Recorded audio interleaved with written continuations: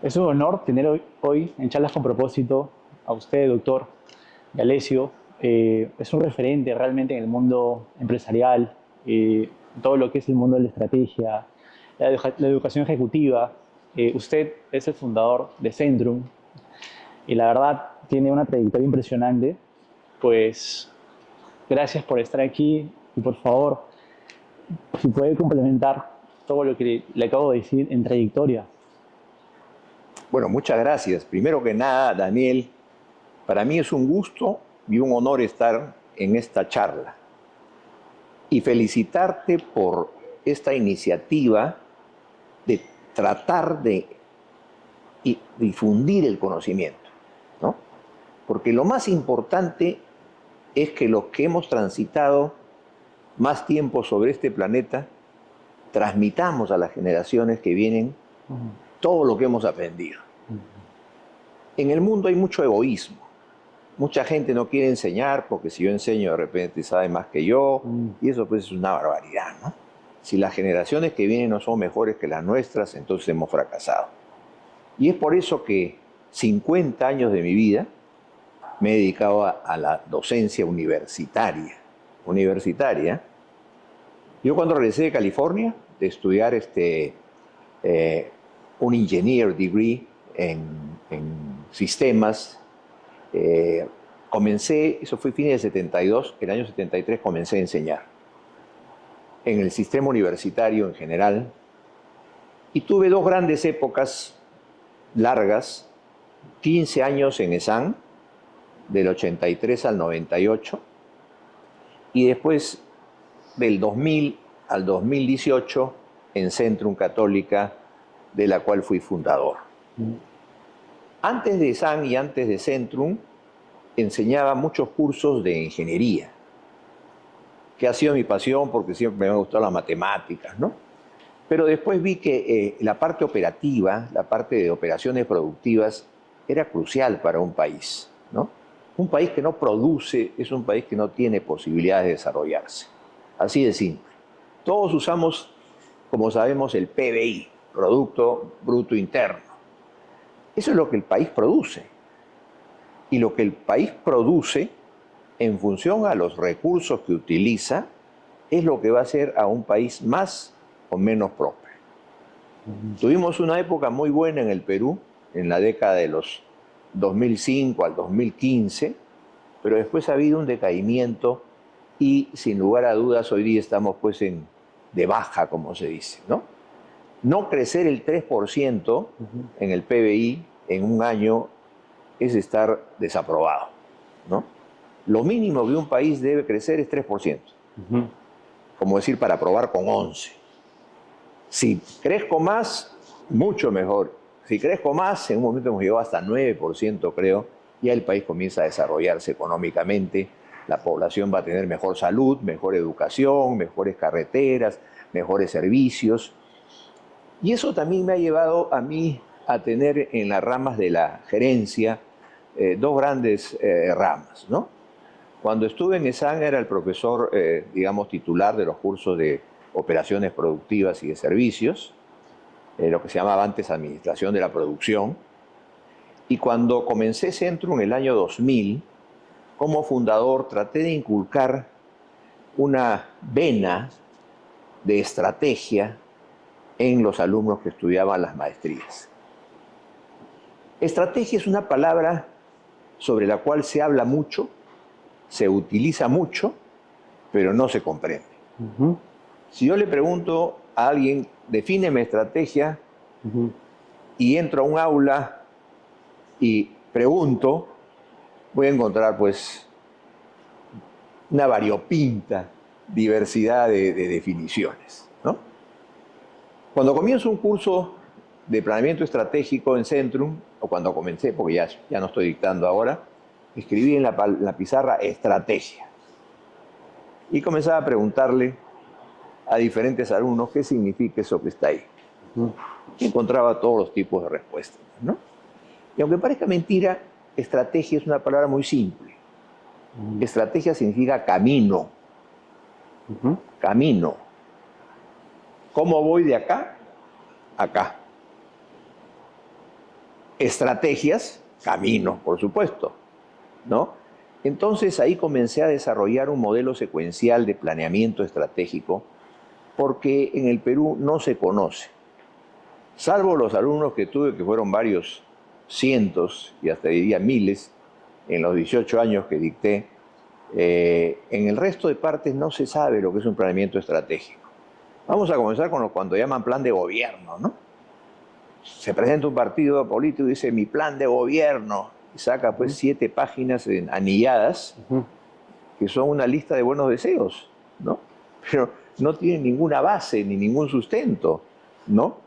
No, el tema metodológico de hacer un plan estratégico es muy detallado, cuando hay una profunda reflexión de la situación actual, ¿no? Por ejemplo, ¿cómo comienzo yo mi libro o las clases, ¿no? Justo ahí, don Fernando, quisiera hacer una pregunta. Sí, Hagamos de esta conversación un planeamiento estratégico. de acuerdo. Y usted siendo un grande en la planeación estratégica, quisiera preguntarle lo siguiente. El análisis de la situación actual. ¿Cómo recomienda usted hacerlo de manera como debería hacerse, de la manera correcta? De acuerdo. El primer paso, estrategia, como dije, es un camino. ¿Quiénes son estrategas? Los líderes. Porque la primera condición para ser líder es tener una mentalidad estratégica. Si un líder, o quisiéramos llamarle a alguien líder, tenemos que saber si tiene una mentalidad estratégica. Si no tiene una mentalidad estratégica, no va a ser líder. Porque la estrategia no solo es camino, no solo es un proceso metodológico, sino también es largo plazo. Nosotros nos hundimos en las empresas en el Perú y en el mundo entero porque somos cortoplacistas a ultranzas. Todos hay que resolver el problema de hoy. Mañana, no, ¿qué te vas a preocupar de mañana? Si tenemos que pagar la deuda, si tenemos que el pagaré. Y ahí, cuando menos se dan cuenta, desaparecieron. Dicen que el Perú es el país más emprendedor del mundo, lo cual es cierto. Pero también es el país que más emprendimientos mueren antes del año. Porque no parten de un plan de negocio que después lo convierten en un plan estratégico, ¿no? Todo lo hacen con buena intención, con los mejores deseos, sí, vamos adelante, sí podemos, llenos de enunciados alentadores, pero así no es la cosa. Hay que hacer las cosas bien. Entonces, si yo, vamos a poner, estoy en una empresa de helados, ¿no? Y quiero hacer un plan estratégico para empresa de helados. Lo primero que tengo que hacer es una foto de la situación actual de la empresa. Pero una foto lo más detallada posible. Es un rayos X con una tomografía y con una ecografía de alta precisión. Para saber quién soy. Este que está acá soy yo. Y si soy este, ¿qué podría intentar ser en 5 años o en 10? ¿No? Ahora, largo plazo no es un horizonte de tiempo definido. Largo plazo depende de la industria. En una industria de la minería, pues el largo plazo es 30 años. Pero en una empresa de telecomunicaciones, el largo plazo de repente es 1 año. ¿No? En una empresa de chocolates, de repente 5 años. En el país, de repente, pues 30 años. ¿No? Pero ese horizonte de tiempo, que todo el mundo dice largo plazo, más de 5 años. Falso. Error. Largo plazo depende de la industria en que estoy. Y depende del entorno donde me desarrollo. Porque el entorno va a tener una muy grande influencia en mis posibilidades de alcanzar la visión que me he trazado. Te pongo un ejemplo, que lo pongo siempre en mis clases, ¿no? Viene mi hijo, un chico de 13 años, fornido, y me dice, papá, o abuelito, ya para mí es abuelito, voy a correr 100 metros planos en el colegio, en el campeonato escolar. Ah, caramba. y quiero que vengas tú, mi abuelita, mi papá, mis hermanos. Por supuesto. Vamos todos a ver correr al muchacho. El muchacho corre, 13 años, 100 metros planos. ¿Cuál es el benchmarking? 10 segundos, ¿no? O 9-8, ya pues hablando del rayo jamaicano. Pero, y de repente pone pues 11 segundos.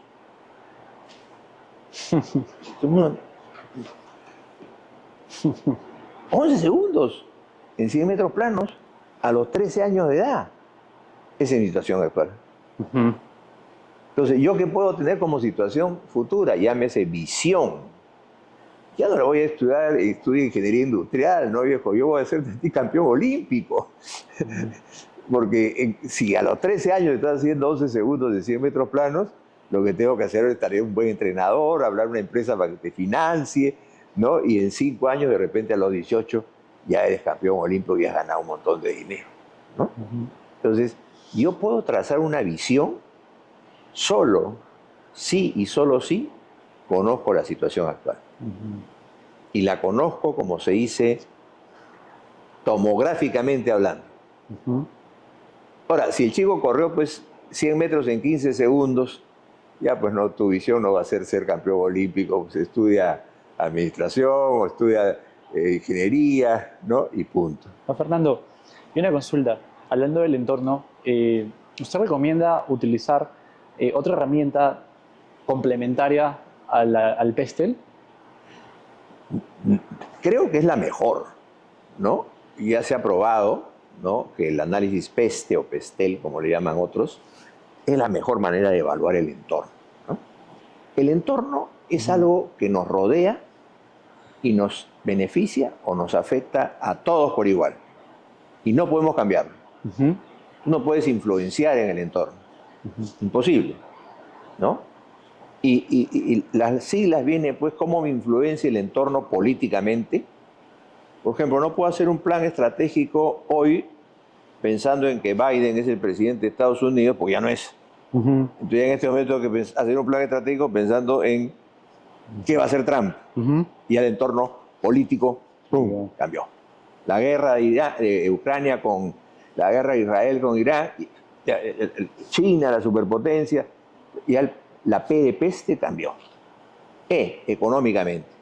Estamos viendo que la economía en el mundo pues está media frágil, el euro ahí está dándole duro, pero el tema económico pues es fundamental, ¿no? Porque son los recursos que necesito para hacer las cosas, ¿no?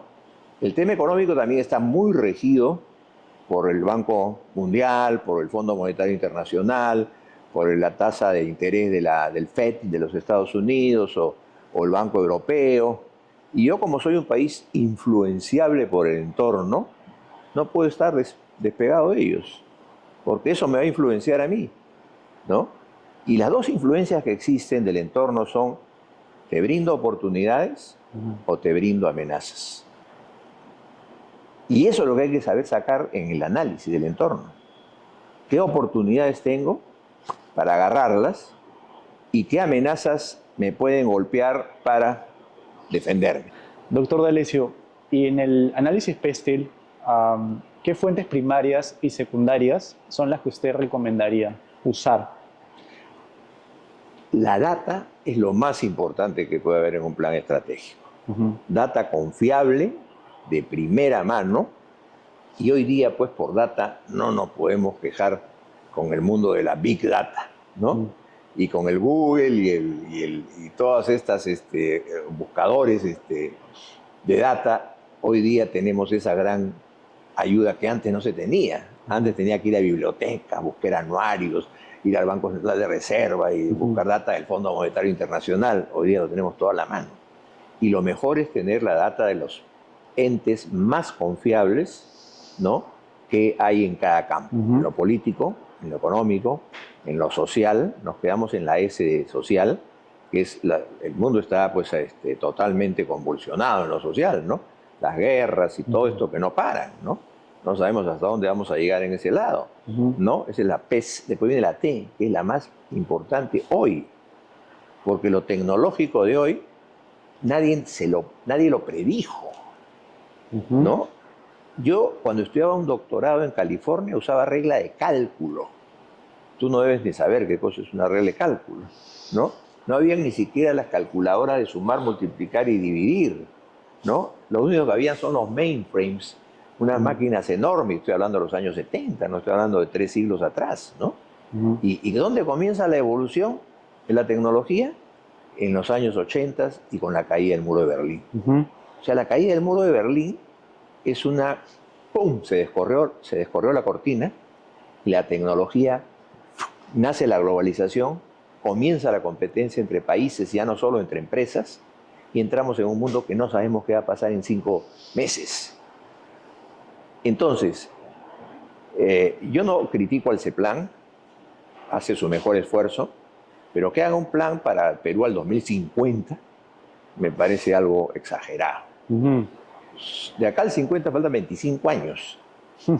En 25 años, sobre todo la P y la T, político y tecnológico, de repente estamos caminando en Marte. O sea, lo ideal para un país es hacer un plan a 25 años. Pero cuando el entorno es bastante estable, ¿no? Pero yo no sé qué va a pasar en 6 meses, ¿no? Entonces, y lo ecológico, que es otro gran problema, pues el planeta se va a destruir dentro de pronto, ¿no? Estamos viendo las inundaciones en todas partes, los colapsos, los huaicos, ¿no? Y lo legal, a muchos le ponen pestel por lo legal, pero la L se mete en la P, de político, ¿no? Pero da lo mismo, puede separarse también. De ese análisis salen las oportunidades y las amenazas. Y don Fernando, complementando al pestel, ¿usted recomendaría que estudiar de repente en la competencia, en el mercado, en el sector, complementando al macroentorno? ¿Y qué cosas, dependiendo de la industria, me imagino, pero qué es, digamos, trascendental a las industrias, que uno debe fijarse en el mercado, en el sector, en la competencia? Claro, este análisis PESTE me lleva, como dije, a conocer las oportunidades y las amenazas. Después viene el análisis competitivo, que es quiénes compiten conmigo, ¿no?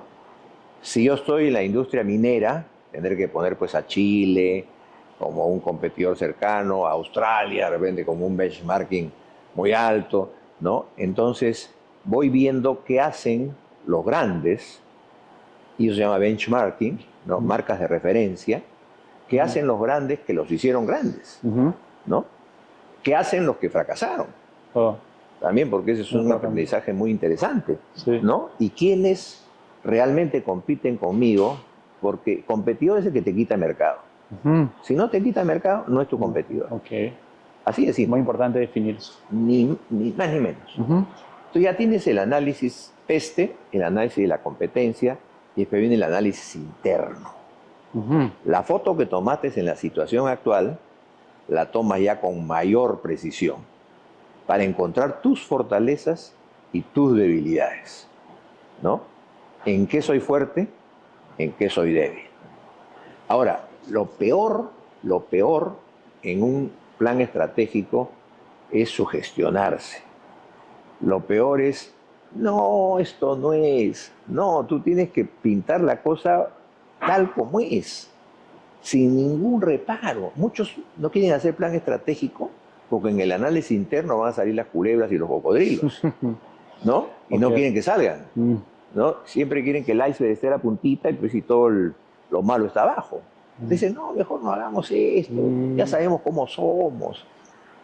Si no lo haces sin tapujos ni entre telones, estás cometiendo un error porque te estás engañando a ti mismo, ¿no? Entonces, con esas 3 matrices, porque son unas matrices, el análisis del entorno, el análisis de la competencia y el análisis interno. Don Fernando, disculpe, y en el mercado, digamos, en el sector, había visto que usted utilizaba las fuerzas de Porter y también un análisis tridimensional. Sí, claro, eso en el análisis del entorno. En el análisis del entorno veo cuál es mi matriz de intereses nacionales. ¿Qué son los intereses nacionales? Algo que un país debe hacer y tratar de conseguir a toda costa. No son muchos. Estados Unidos tiene 4 intereses nacionales hace 100 años, ¿no? y sus intereses son defensa de mi territorio, bienestar de mi población, promoción de valores occidentales en el mundo y el cuarto es yo soy el más, ¿no? Yo soy el policía del mundo. Y no te metas conmigo porque pierdes, ¿no? Lo dice en esa forma, ¿no? Entonces, todo lo que hace de su política exterior lo hace basado en esos 4 intereses nacionales, ¿no? Después viene el diamante. El diamante ya es para tu país, en el caso del Perú, ¿no? ¿Qué cosa me ofrece el Perú? No estamos hablando del sector o la empresa que estamos analizando. Estamos hablando el entorno es de todo el mundo, el diamante es del país, ya como país, ¿no? ¿Cuáles son los factores en los cuales puedo desarrollarme?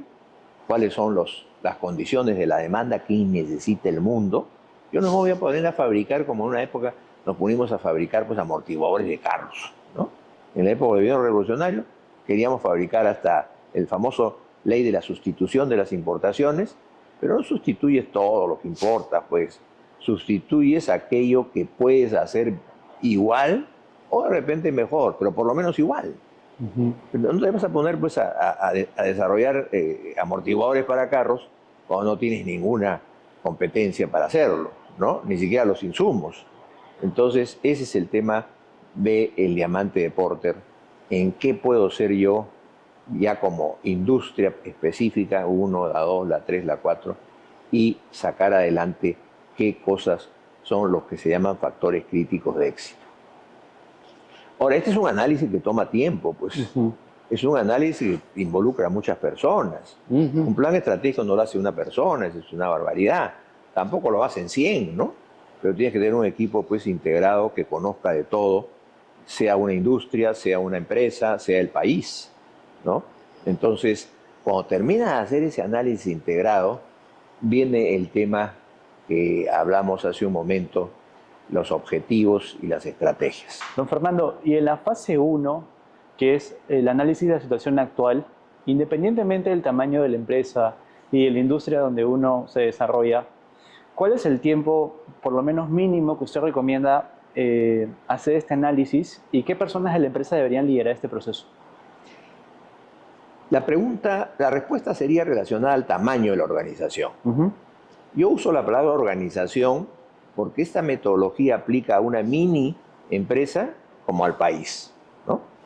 En el medio están empresas medianas, grandes, sectores industriales, todos son organizaciones y en todas se aplica la misma metodología. No hay distinción. Obviamente que en una pequeña empresa, de repente me tomo un mes hacer un plan estratégico.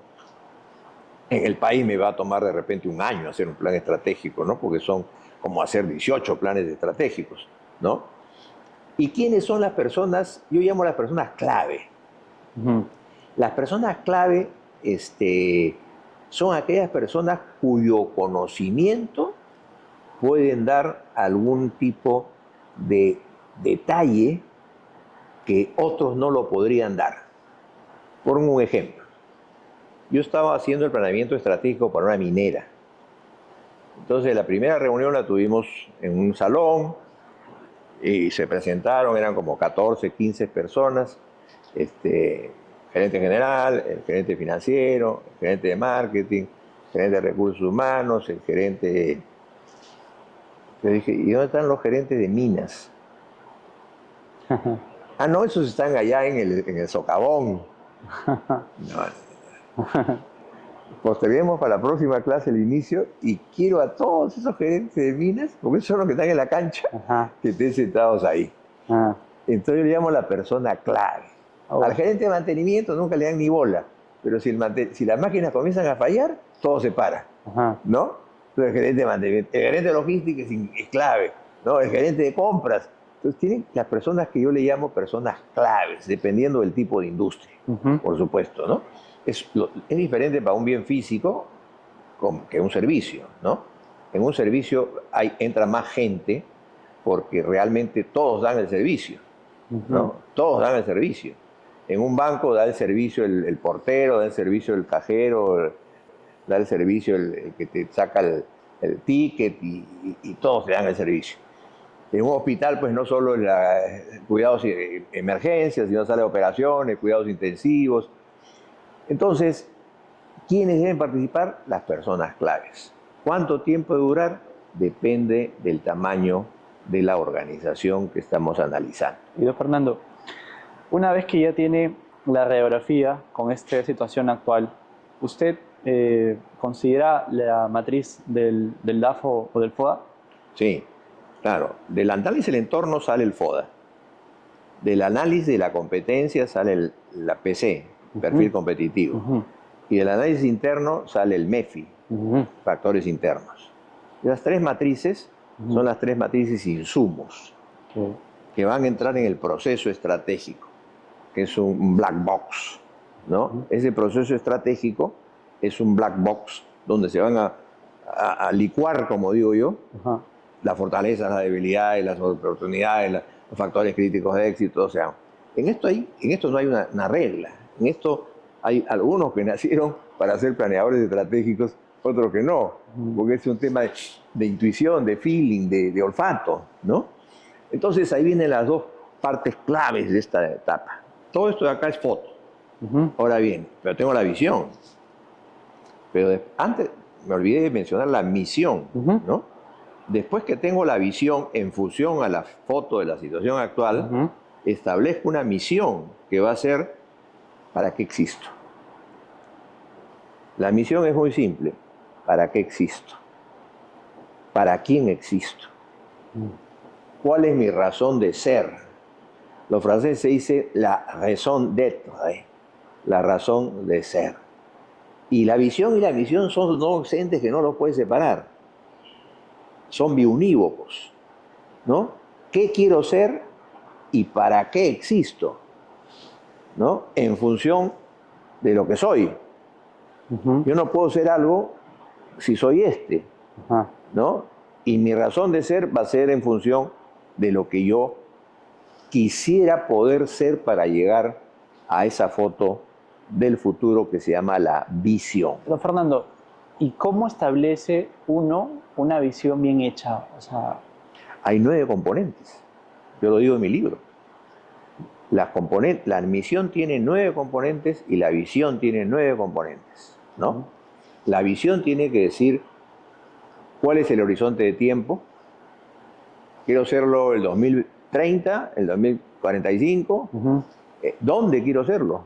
En el Perú, en Latinoamérica, ¿no? ¿Cuáles son mis competencias distintivas? Y quiero ser esto porque yo soy el que más sabe de tecnología, de bitcoins, ¿no? Por decirte, ¿no? Entonces, en el libro yo detallo los 9 componentes que debe tener una visión y las 9 componentes que debe tener una misión. Muchos ponen visión, ser el mejor de la industria. Oye, visión, ¿cómo hacer? Ser el mejor de la industria significa que ya eres el mejor de la industria. No puede ser una visión, ¿no? Y la visión no tiene que ser siempre ser el mejor, ¿no? En Estados Unidos hay 2 compañías que alquilan carros, que son las más grandazas, que son Hertz y Avis, ¿no? Avis, ¿no? Entonces, Hertz es la número 1 y Avis es la número 2. Entonces, en el plan estratégico de Avis, hace tiempo, ¿no? Salía que quiero seguir siendo la segunda mejor empresa. Visión. Quiero seguir siendo la segunda mejor empresa de alquiler de carros. No lo voy a alcanzar, pues, pero no quiero que otros me alcancen. Claro. ¿No? Claro. Entonces, de ahí vienen los 2 pasos más importantes. De esa chocolateada de matrices salen las estrategias. Y dentro de esa matriz, dentro de esa caja negra, de ese black box, hay 5 matrices. La matriz FODA, la matriz PEYEA, posición, estrategia y acción, la matriz ¿cómo se llama? De la BCG, del Boston Consulting Group, la matriz IE y la matriz de la gran estrategia. Entonces yo hablo un tablero y de cada uno voy sacando las estrategias y las que más se repiten en las 5 matrices, esas son las que quedan. Ahora, si la estrategia es el camino, el camino tiene que tener hitos. Si yo me quiero ir de acá a Trujillo manejando carro, digo, voy a parar en Chancay, ¿no? Ahora para ver el puerto. Voy a almorzar en Huacho, ¿no? Ellos se llaman los objetivos, ¿no? O sea, los objetivos son los hitos que van poniéndote en el camino de la estrategia. Fernando, y ahí quise hacer una pregunta que algunos también se hacen. Es muy interesante el planteamiento que usted tiene, que desafía también a un planteamiento tradicional donde se menciona, primero, planteo mis objetivos estratégicos hacia dónde quiero llegar y después voy con las estrategias que me van a permitir llegar. Pero usted plantea primero la estrategia. Es que en todo momento el modelo está retroalimentado. Ajá. Si tú ves el modelo, en cada paso hay una retroalimentación. O sea, no, este es un modelo que comienza y terminas allá. Ajá. No. Si tú sacaste, hoy día mi foto, trazo mi visión. Oye, voy a alcanzar esta visión. Ah, sí, ya, seguimos. Seguimos. Ajá. No. Yo puedo estar en la última etapa y revisar mis objetivos. Ajá. ¿No? Claro. Oye, estoy acá llegando, pero oye, mucha, no voy a llegar, pues. Ajá. Fíjate, no tengo el recurso tal o el recurso tal, ¿no? Entonces no es un proceso de un solo round. Ajá. Es un proceso, por eso se llama secuencial, pues 1, 2 pasos, 3 pasos, y retroalimentado permanentemente. Y lo puedes retroalimentar en cualquier paso, inclusive puedes saltar un paso más adelante, porque hay gente que tiene, pues, yo puedo hacerte un plan estratégico en la cabeza, sin escribir los 10 pasos, ¿no? Porque ya si conoces tanto la organización esa, pero yo siempre he dicho, por más que conozcas, haz paso a paso, porque vas a ir encontrando cocodrilos, abismos, ¿no? Y van a ir saltando los problemas, y si lo vas haciendo así, vas a tener la oportunidad de retroalimentar, ¿no? Tú puedes trazar un objetivo muy ambicioso, pero no tienes una estrategia con la cual llegar a él. Entonces, ¿de qué te sirvió ese objetivo si ninguna de las estrategias te va a conducir a él? Fernando, le voy a hacer una pregunta que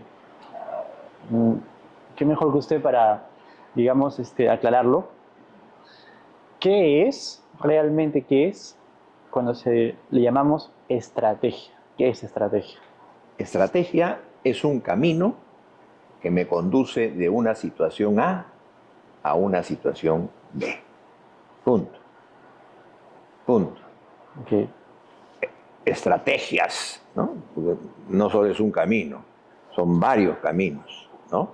Pero no puede haber estrategia si no conozco la foto de hoy y no, en base a esa foto de hoy, no proyecto la foto que quisiera hacer.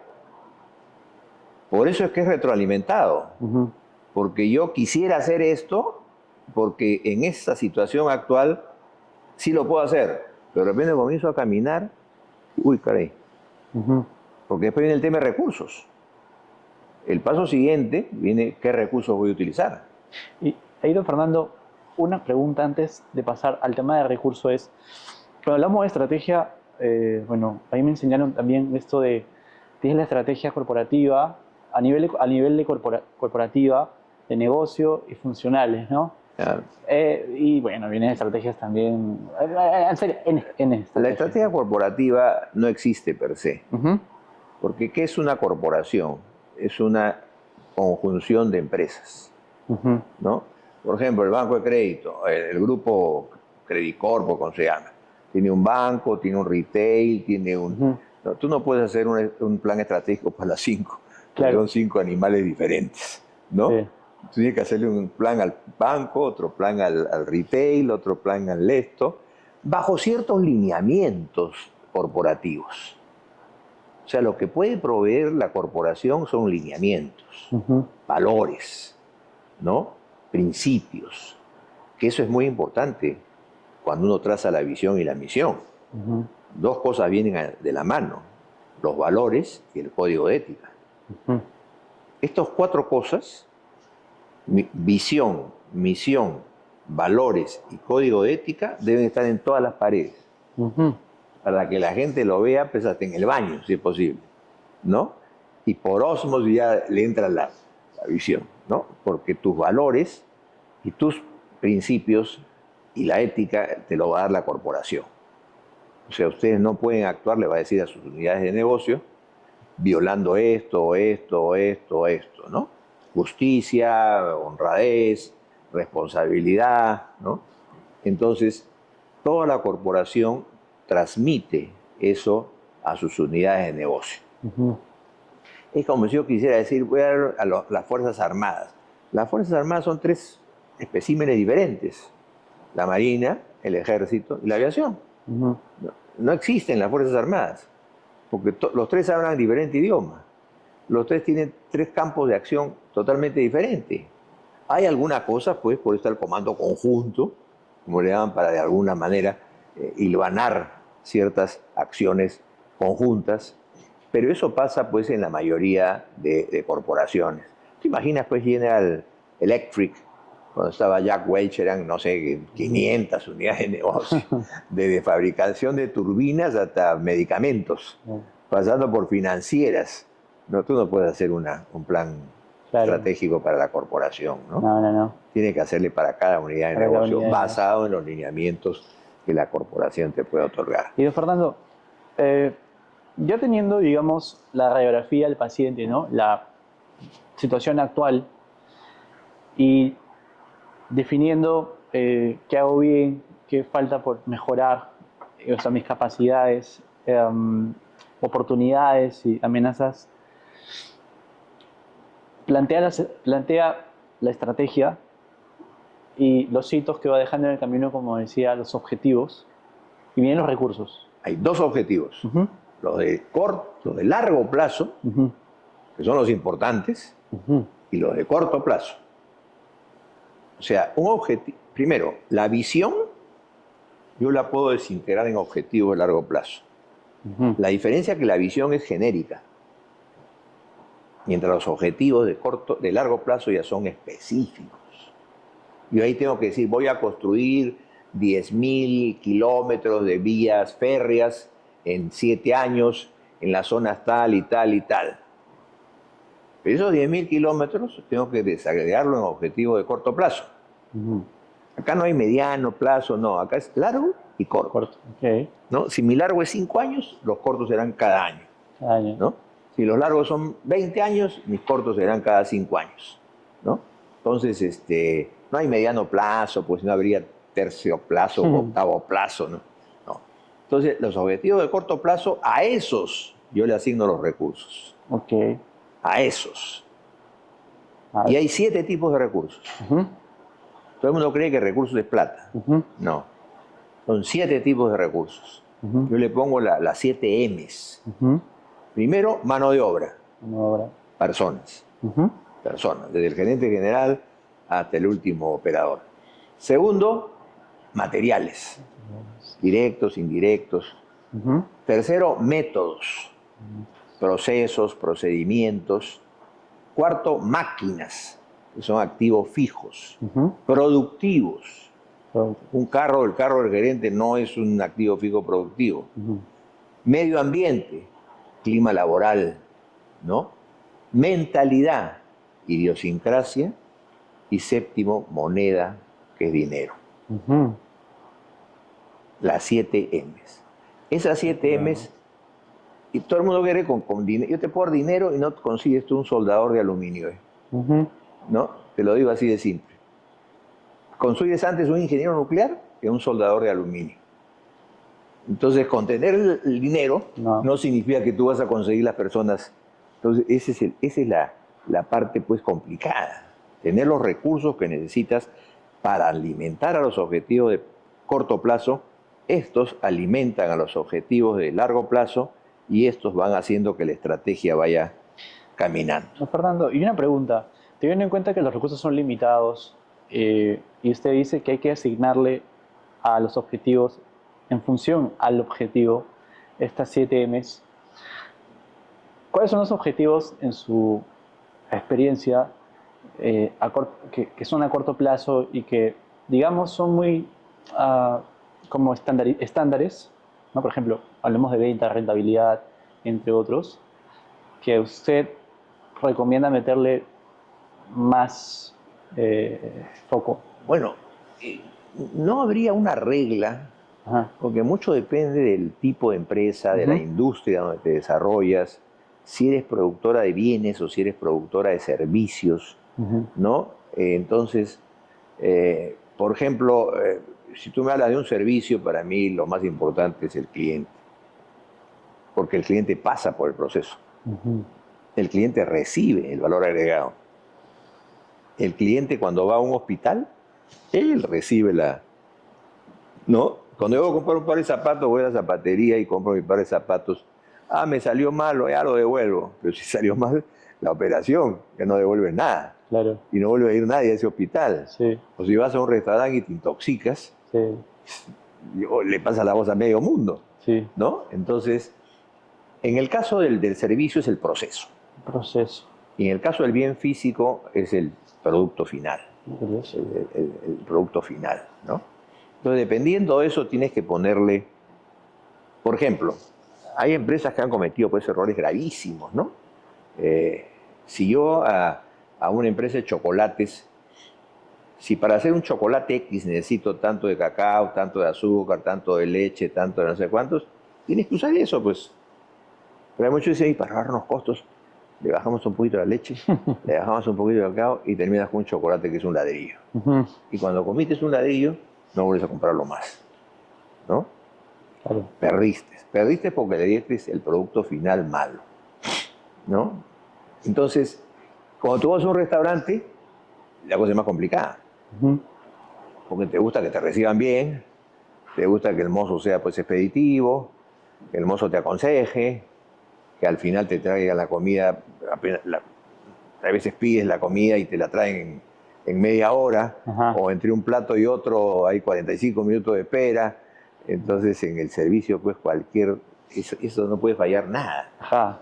porque tú debes haber comido lo más delicioso del mundo, pero dijiste, oye, entre el primero y el segundo me demoraron 45 minutos, ¿no? Y cuando salí me habían arañado el carro en el parqueadero. ¡Och! Entonces, recuerda bien, en el bien físico, el producto terminado físico es el que manda. En el servicio, el proceso que recibe el cliente es el que manda.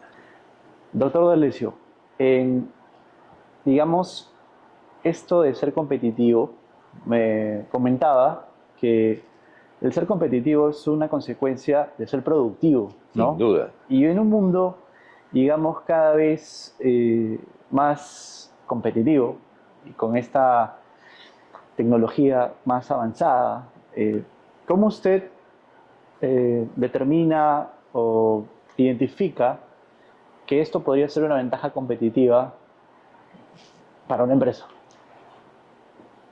Para medir la productividad hay una serie de esquemas, ¿no? Ujú, Hay uno que se llama la productividad total de los factores. En un proceso productivo hay muchos factores, ¿no?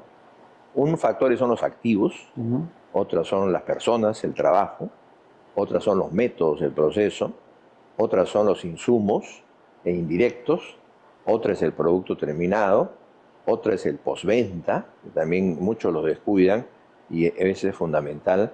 Entonces, todo eso te saca una fórmula y te va a decir tu productividad es esta. ujú, ¿Y cuál es la productividad de tu competidor? El que hace lo mismo que tú. Y ellos van a comparar, ujú. ¿no? Entonces, este más productivo, este menos productivo, este gana.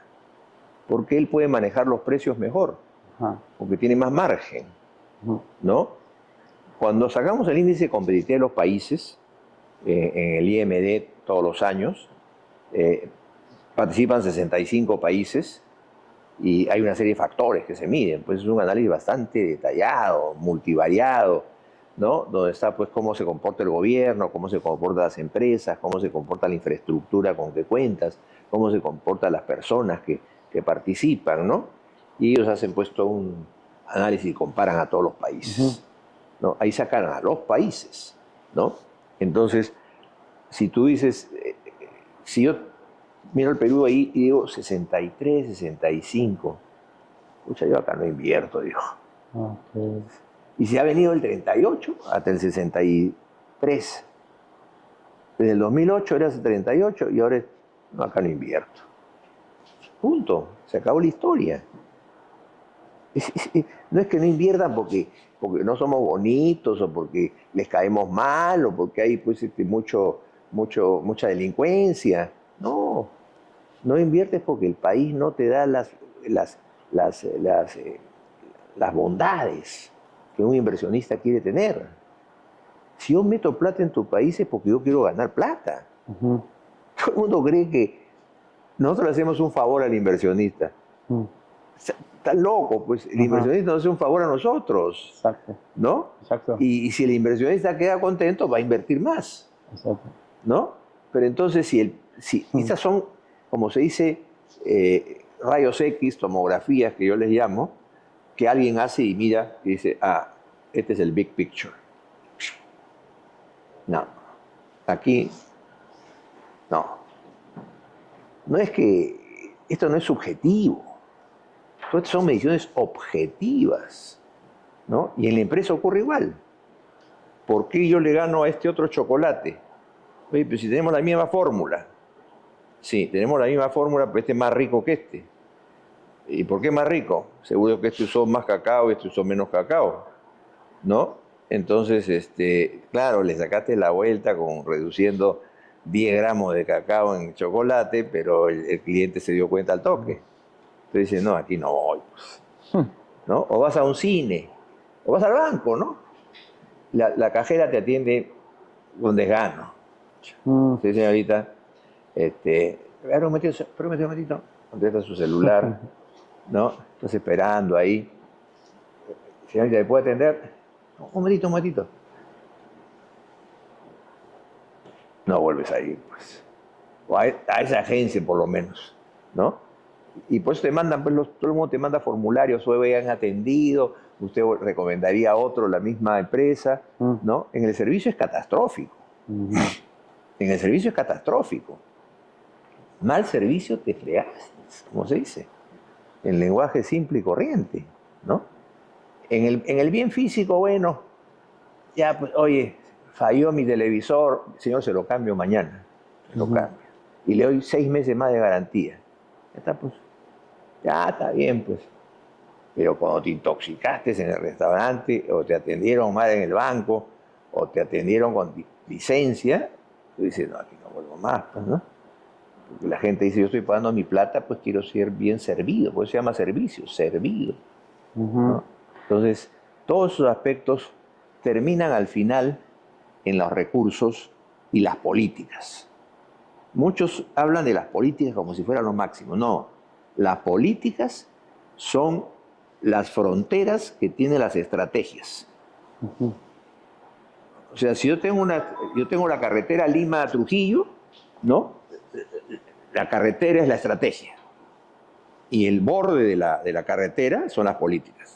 Oye, tú no te puedes ir por acá, pues, porque te sales de la carretera, ¿no? Y las políticas son, pues, políticas comerciales, políticas informáticas, políticas de seguridad, son las formas como tú encauzas tus estrategias. Y de ahí tienes al final de todo el rollo, con esto voy a ser mejor. Y ahora viene el problema más serio de todos. El problema más serio es que ya tienes un plan estratégico bien hecho. Oye, ¿y si no funciona?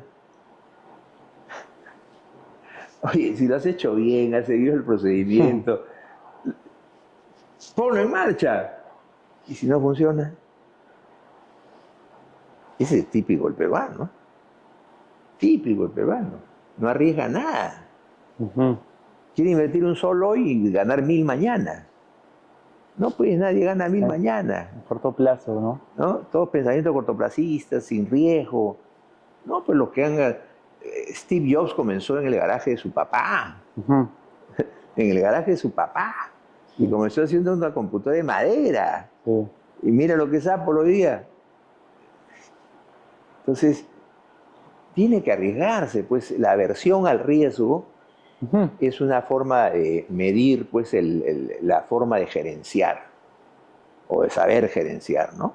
Entonces, la aversión al riesgo para nosotros pues no es de las mejores, ¿no? Y ahí dicen la teoría clásica de la economía, ¿no? Que el hombre es un hombre racional, pero la aversión al riesgo claramente es un sesgo que sesga Sí, lo sin racional. duda. Y ese es en todo algo que se debe hacer, se tiene que aprender a hacerlo, tienes que hacerlo, eh, no estés firmando el papelito y descontándole 10 soles al trabajador que llegó tarde, ¿no? Esa no es tu función. Tenemos gerentes haciendo acciones de 3 niveles más abajo. Si el gerente general o los gerentes de área son pues los que visionan el negocio estratégicamente, ¿no? Y para eso se les paga. ¿Para qué cosa quiero tener de la empresa dentro de 5 años? Y ahí, don Fernando, hay un autor que lo parafraseo, que muy famoso del management, que decía, eh, hoy por hoy el plan estratégico ya es un commodity, lo que es el arte está en la ejecución. ¿Qué ¿Qué opinas? ejecuta si no hay un plan estratégico? Pues ahora, quizás la cosa es al revés. Hacemos un plan y no lo ejecutamos. Ajá, Eso sí es cierto, ¿no? miedo. por miedo, por inseguridad, por ¿qué pasaría si? Justo hablando de esto, antes de esta entrevista había leído algo que me llamó mucha atención, que dice que Jeff Bezos ah, le pidió a su familia eh, el dinero suficiente para invertir en Amazon, pero aún así no alcanzaba y tuvo que buscar en sus hermanos lo que faltaba, pero les dijo que las probabilidades de fracasar con esto era el 70% y que él trataba de ser muy claro con su familia porque decía que quería ser bien recibido en el próximo Acción de Gracias, pero tenía 70% para él de riesgo de fracasar. Sin embargo, los gringos arriesgaron y hoy en día Amazon es lo que es. Ya imagino. Sí, pues. Es que el que no arriesga no cruza el río, pues. Si yo estoy en el río y... ¡Ay! ¡Ay!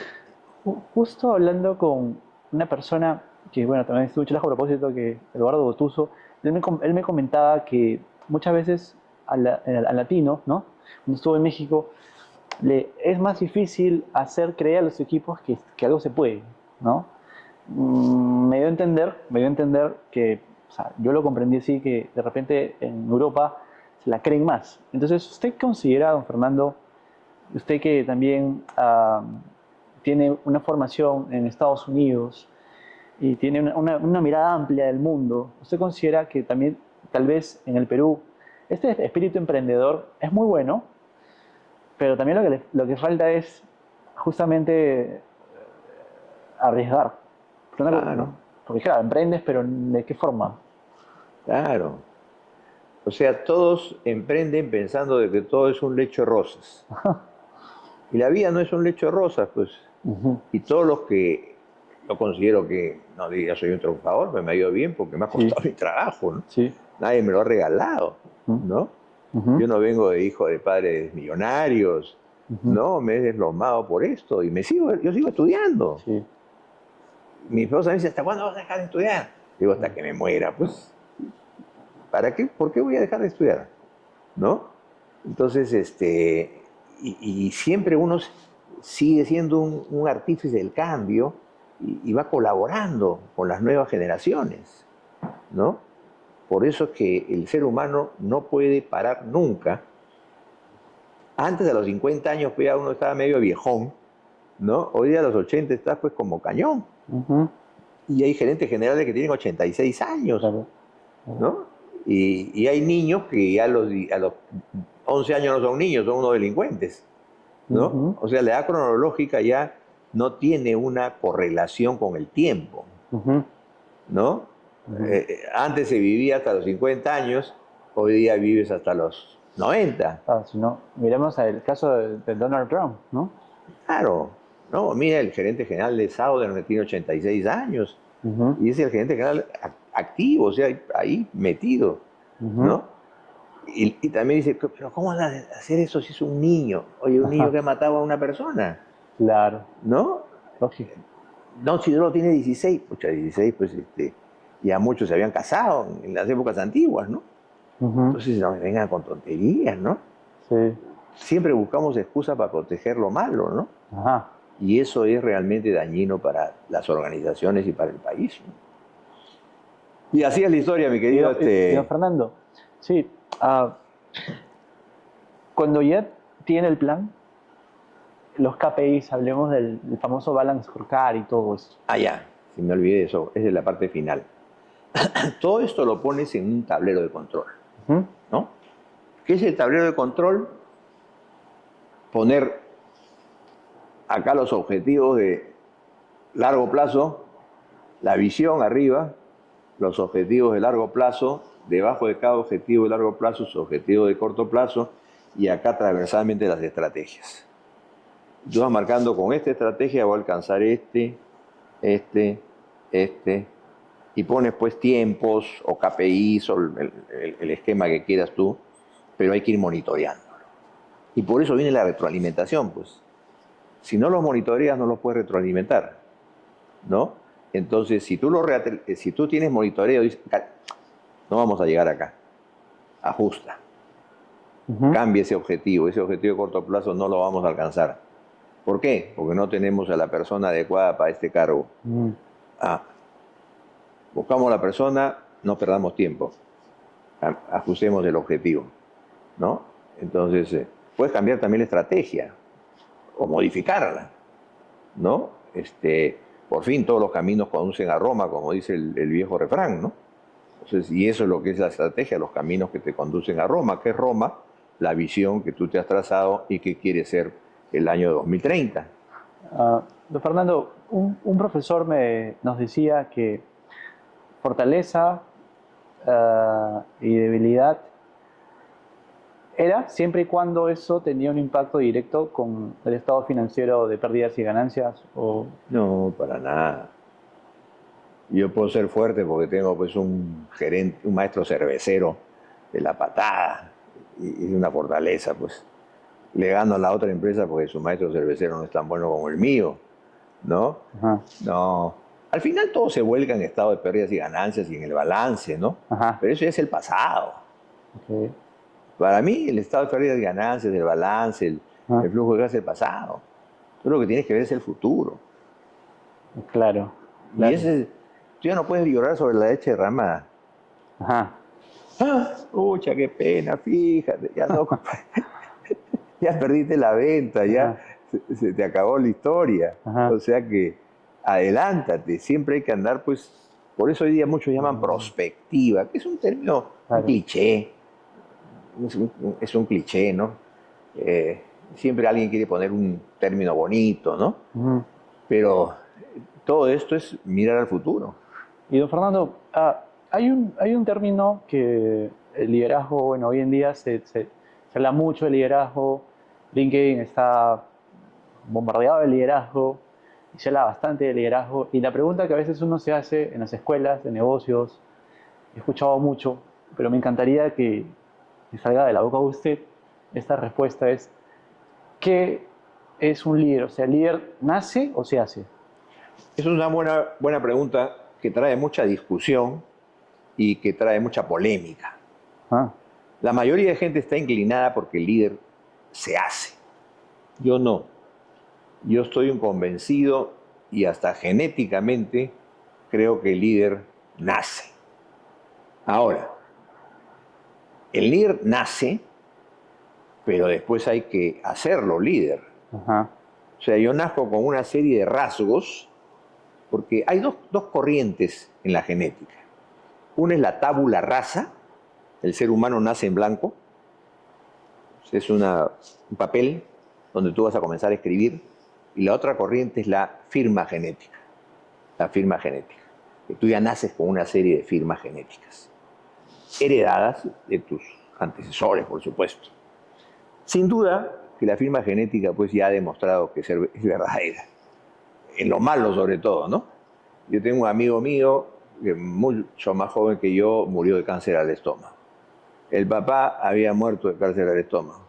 El abuelo había muerto de cáncer al estómago. Ya no me vas a decir que no, pues, ¿no? Entonces, ahora, si sabes que tu papá murió de cáncer de estómago, haz todo lo posible, pues, para evitar de que puedas llegar a esa etapa, ¿no?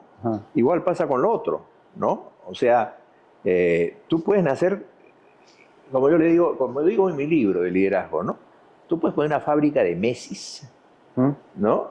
Vamos a hacer Messis, ya.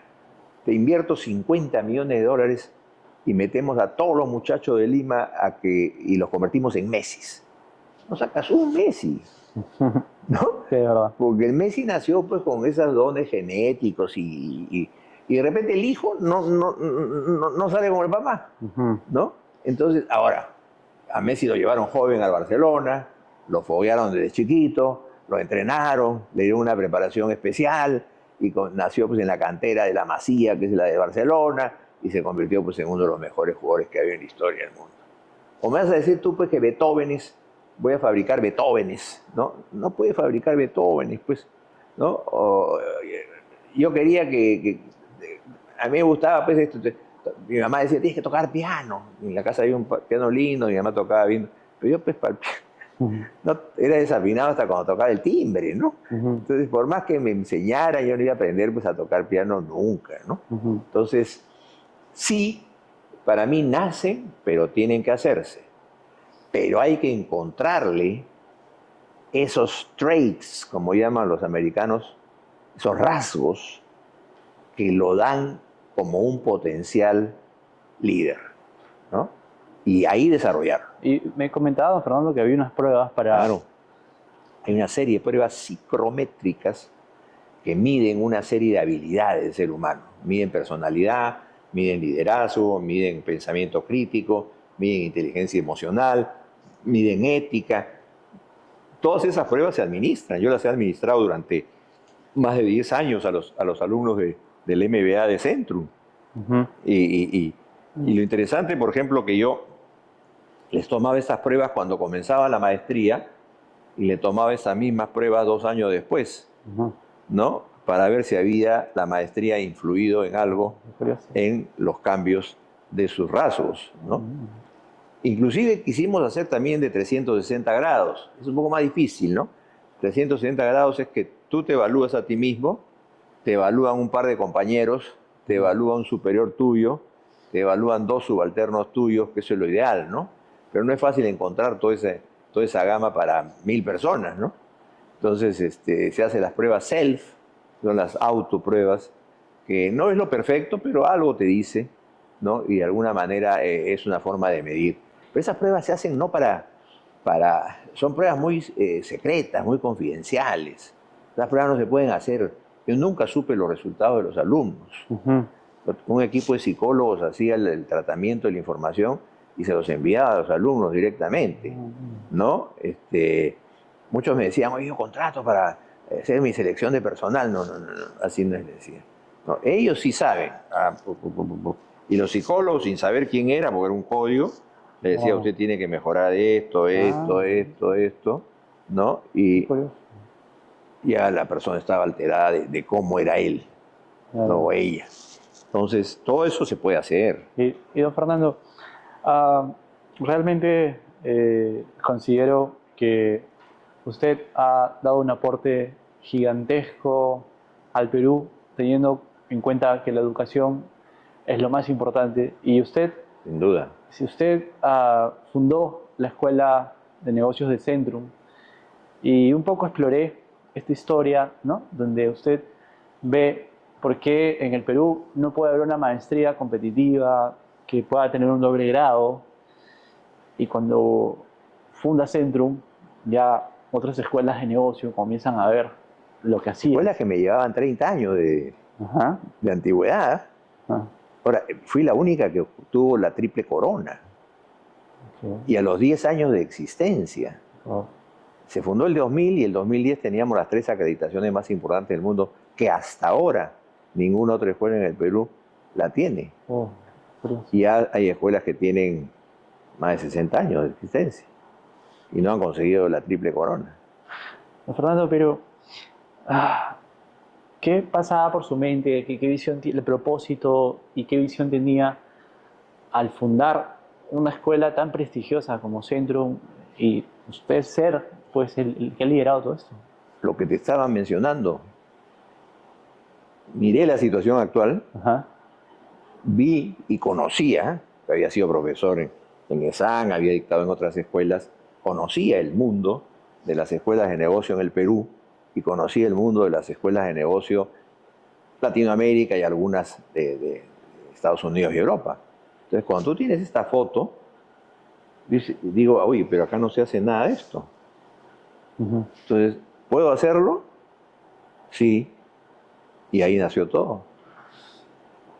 Entonces la primera maestría que lancé era en doble grado con Maastricht School of Management, Ujú. en doble grado académico, o sea, 2 maestrías, Ujú. ¿no? Con viaje a Holanda, bilingüe, inglés-castellano, ¿no? Entonces el mercado se quedó, pues, Ajá. escucha, ¿qué pasó acá? Sí. ¿Qué pasó acá? Y así sigue siendo, todos los programas al final tenían doble diplomado, ¿no? O sea, doble grado en algunos casos, o doble diploma en otros casos, con viaje al extranjero. Entonces, acá hay gente que no ha salido, pero ni a Huacho, Ujú. ¿no? Y de repente se encuentra en un avión volando a Holanda, ¿no? Y dice, oye, el mundo no era como yo lo vivía en Huacho, ¿no? Entonces estamos hablando de la globalización. ¿Cómo vamos a hablar de la globalización si no sabemos lo que es el mundo? Lanzan esta primera maestría de doble grado, ¿no? Que era una novedad. Ustedes tenían una expectativa, digamos, de aforo, pero la realidad superó las expectativas. Fue una cosa algo que recordaremos siempre, ¿no? La primera charla informativa la planeamos hacer en el Hotel El Pardo, ahí en la Avenida Pardo, en Miraflores, ¿no? Y había comprometido a Inés Temple, que fue una de nuestras socias del primer comienzo de DBM, para que todos los alumnos pasaran por DBM. Trajimos al Instituto de Idiomas, de la Católica, hicimos un montón, un montaje de una presentación muy bonita y preparamos una sala para unas 200 personas, ¿no? Ujú. Dijimos 200, bueno, ojalá vengan 200, pues, ¿no? Y de repente comenzaba a llegar gente, llegaba gente, llegaba gente. En un momento se apareció la policía a decirnos, ¿qué pasa acá? Hay una revuelta, hay un motín. No, estamos dando una charla informativa, hay unas maestrías. Uy, disculpe, ¿qué hacemos? Han interrumpido todo el tráfico de la avenida Pardo, todo Miraflores está paralizado. Tuvimos que improvisar un salón arriba, aumentar las 200 a 300, y hicimos 300 arriba, y Wow. se quedaron como 600 personas fuera, pues, ¿no? Wow. Y lanzamos la maestría, y al final admitimos 92 alumnos, que fue un récord, pues, ¿no? 92 alumnos comenzaron la primera maestría Wow. con Maastricht.